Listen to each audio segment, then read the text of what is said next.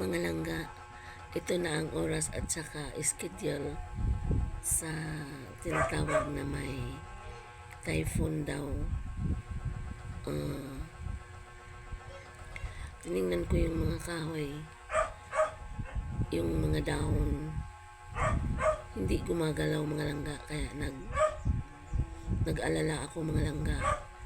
Tapos yung paligid mga langga, hindi ko naramdaman na may hangin. Parang tahimik talaga ang surrounding. Walang hangin mga langga. Hindi ko nakita yung mga dahon na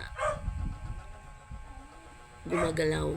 Kaya nag-alala talaga ako, sana mga langga hindi sana tuloy yung sabi na may typhoon, kasi takot na talaga ako mga langga, traumatic na talaga ako ngayon. Yung lahat ng mga paninda ko, inaangat ko na.